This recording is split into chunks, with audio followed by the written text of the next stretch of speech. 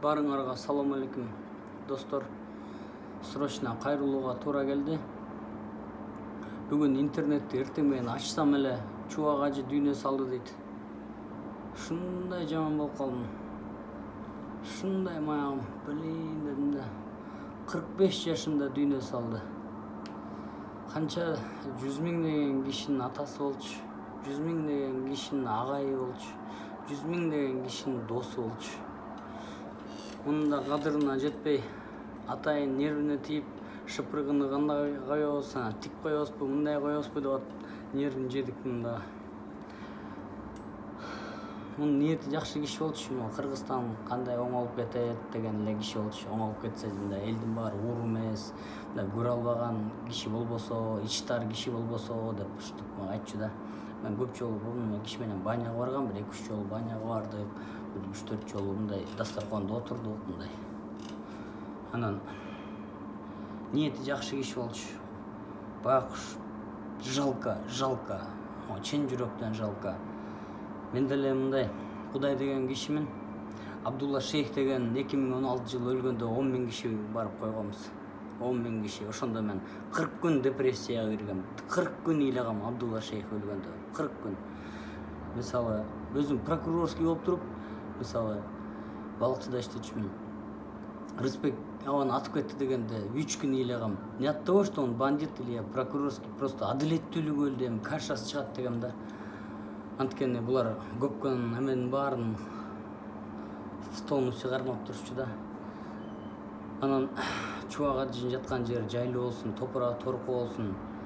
Эле абдан действительно чоң жоготуу болду да. Эми ошонун айткан сөздөрүнөн биз жазайлык мисалы ич тар болбойлук, көрө албас болбогула деп жүрүлүп өттү да.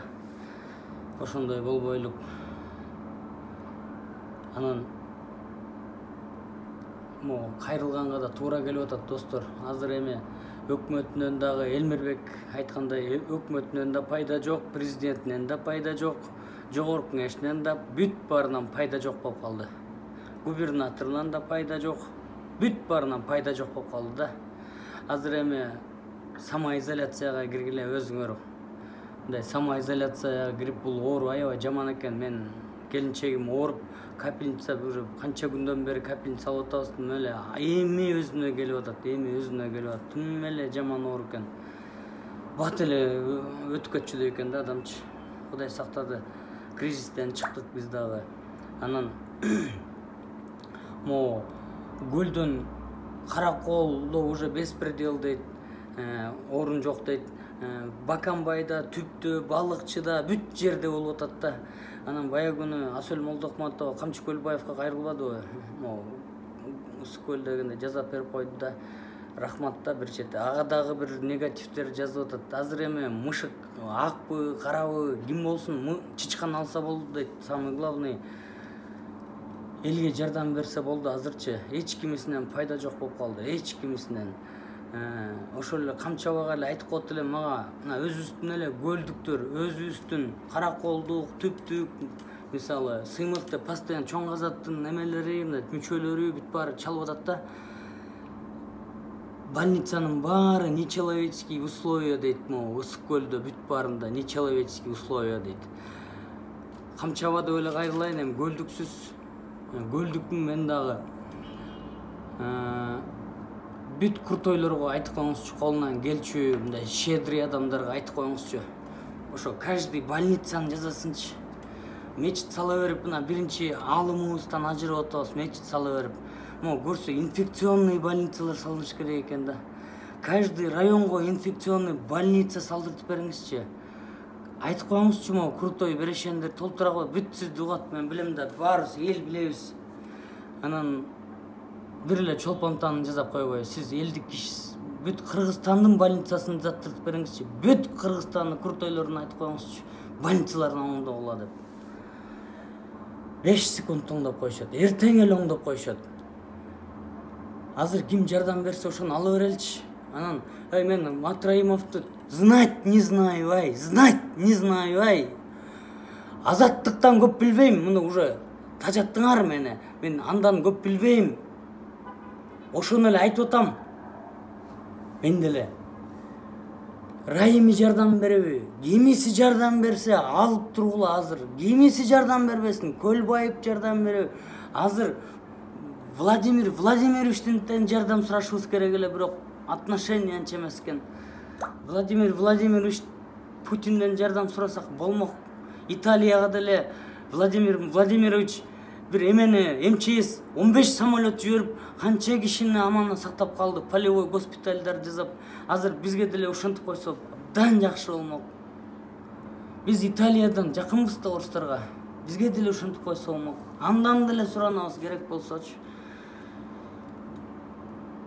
Бүт баарынан суранабыз. Азыр ким жардам берсе, ошо биринчи азыр больницаларды жасаш керек. Больницалар жасаш керек. Могу байлар кедейлерге зекет бериш керек, садака бериш керек, жардам бериш керек. Каждый бай өзүнүн бүт окружениясын, өзүнүн бүт тааныш тууныштарын баарына бериш керек. Чыныбек Акунов өлдү, мына скорый помощь деле учуп келиптир Германиядан, самолет заказ бериптир.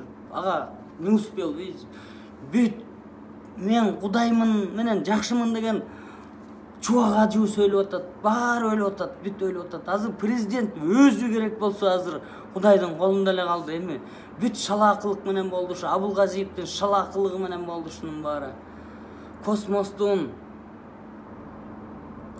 абамдын өзүнүн эле абам бүт баарын талкалаш керек болчу, ушул камаш керек болчу.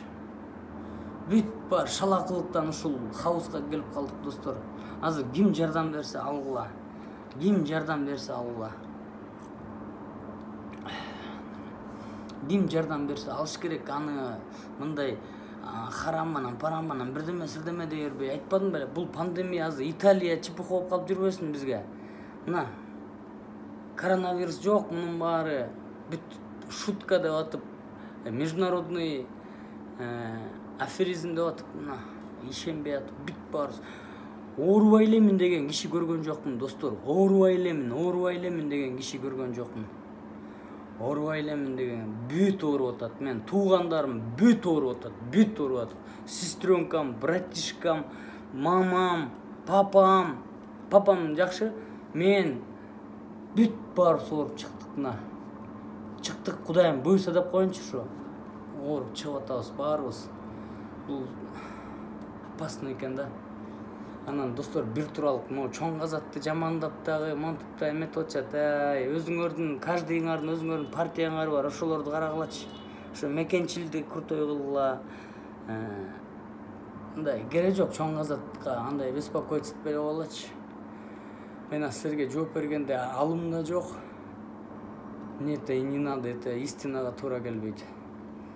Достор, могу байлар кимдер жардам берсе, могу больницаларды человеческий условия кылып коюш керек экен. Бүттү булар өкмөт, укмуш өкмөткө медикаментти саткан экен. Бүт баары эме болду. Азыр эме ызычуу кылбай самоизоляцияга кирип туралык. Азыр митинг кылып бирдеме кылсак баарыбыз өлөбүз, бүт өлөбүз. Митинг кылганда өлүм бул. Мындай жанакы чоң похоронго да барбай эле койгула желательно. Эми чубак ажыга өлсөк өлөлү деп барышты да. Мындай, бирок эмне айтабыз, баарын Кудай сактасын. Похорондорго да барбайм, мындай туруп туралык. Азыр могу байларга кайрылабыз. Байлар могу коррупционерлерине дагы, бүт баарына дагы могу элдиңерди баккыла азыр, каждыйыңар. Бүт продовольственный безопасность, бүт могу аптекалар менен сүйлөшөбүз анан. 10 эсе кымбаттатышты аптеканын баары. Бүт баарын билебиз ким экенин. Аптекалар укмуш жыргашты. Азыр ушунун баары кузат, азыр аптеканы куздурабыз биринчи. Ошо 10 эселенткенин азыр ошолор кредитти ошолор төлөйт. Могу кредит деп бир 100 киши чалды. Өзүмө лично кредит деп уже 3 ай өттү деп, каникулуңар өттү деп талкуулат. Ошо каникул болбоптур, бүт процент 3 айдыкка кошулуптур бияка. Эми 4-чү айдан баштап 4 эсе кредит келди дейт. Баарыбызга дейт. Келбесе азыр үйүңөрдү алабыз деп монтип жүрөт дейт. Төлөйлүбү же төлөбөйлүбү Сыймык байке дейт, айтыңызчы дейт. Эмне айтам? Ушул жогорку кеңеш во время пандемии объявить всем кредиторам кредитные каникулы деп кетсе, мыйзам чыгарса, ошону президент печатин бастырып колго алып койсо, вот сонун болмок да. А булар биздин оозубузду жабабыз деп, фейк деп, менин Facebook эмес страничкамды взламывать этип жүрүшөт. Мен Facebook эмемде. Достор, эл үчүн мыйзам чыгарыш керек эле да. Во время пандемии бүт банктарга запрет болсун деп койсо, деп мыйзам чыгарып кеткенде, ал мыйзамга президент кол койгондо бүттү, каникул болуп калмак. Өзбекстандыкындай, көп жерлердикиндей. Көп өнүгүп аткан мамлекеттерде 5%ке чейин берилет кредит. Международный стандарт бул 5%ке чейин берилет. Бизде 27%, частный кредитный организация 38%ке чейин экен. Процент менен бүт элди шорлоттор. Кыргызстан боюнча 60 000 үй алып коюптур банкирлер. 60 000 үй алып коюптур. 60 000 үй эмне болду? Бүт баары шорду болду да, бүт бомж болду. Бийлик аябай элин кууратты. Аябай элине да кас болуп калды. 4000 дизлайк алган история эмеде болбоптур. 4000 дизлайк алган история YouTube'a не болот азыр. 4000 дизлайк алдык. Азыр президентке деле айтып атабыз, просто азыр президент өзү илдетке чалдыкпайт деген эме жок азырчы. Гарантия жок. Азыр бүт баарыбыз Кудайдын колунда калдык. Азыр самоизоляцияга калдык, достор. Өзүбүздү өзүбүз сактайлык. Митингге чыкканда бүт баарыбызга жугат, оптом өлөбүз. Наоборот, туруп турсак, бир 10 күн, 15 күн туруп турсак, өтүп кетет, может, өтүп кетет. Ошондой туралык, достор, бири-бирибизди жамандабайлык, чоң казатты кандай деп жамандабасын, туура эмес болот да. Кандай деп жамандасын, биз только эл үчүн деп аракет кылып атабыз. Только элим үчүн, жерибиз үчүн деп аракет кылып атабыз. Бүт баарынан ушунча суранып атабыз. Карапайым элдерде вообще преступление кылбай туруш керек да. Жаман болуп атат бүт жер. Эмдиги айдан баштап пенсия, пособие төлөнбөй калат деген имиштер чыгып атат. Мен ишенип эле турам, ошондой да болуп кетиши мүмкүн. Баарыңар оорубагыла, достор. Чубак ажын жаткан жер жайылып, топурагы торкол болсун. Рахмат силерге колдооңорго. Ушундай колдоп атасыңар. Ушундай биз силердин ишенимиңерди актайбыз. Силер чоң казатка жардам берели, элдин баары. Биз силерге жардам беребиз. Ушундай да.